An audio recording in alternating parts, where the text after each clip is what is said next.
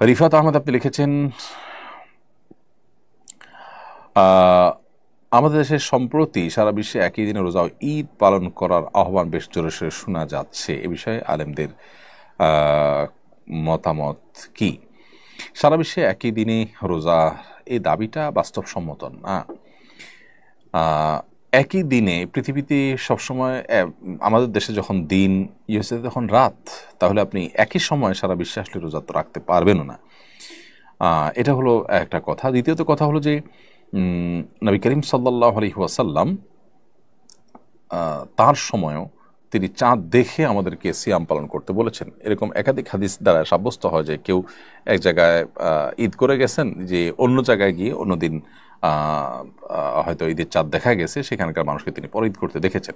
আসসমু ইয়াউমা ইয়াসুমুন নাস ওয়াল ফিতরু ইয়াউমা ইফতিরুন নাস, তিনি বলেছেন যে যেদিন সবাই রোজা রাখবে সেদিন তোমরা রোজা রাখবে, যেদিন সবাই ইফতার করবে সেদিন তোমরা ইফতার করবে, অর্থাৎ ঈদ করবে। তো এখানে চাঁদ দেখা যাওয়ার উপরে নির্ভর করে এই আমলটি করতে হবে।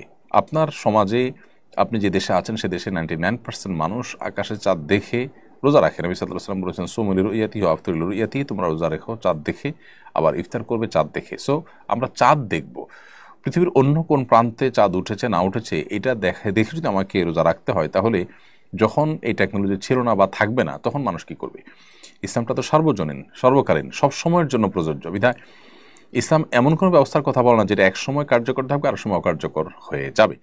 তো এই জায়গা থেকে আমাদের দেশে মানুষ আমরা চাঁদ দেখে রোজা রাখা, চাঁদ দেখে ঈদ করাটা এটা বাস্তবসম্মত। একই দিনের সারা পৃথিবীর মানুষ রোজা রাখা বা ঈদ করাটা কোনো দিনই সম্ভব নয়, কারণ ভৌগোলিকভাবে এটা অবাস্তব।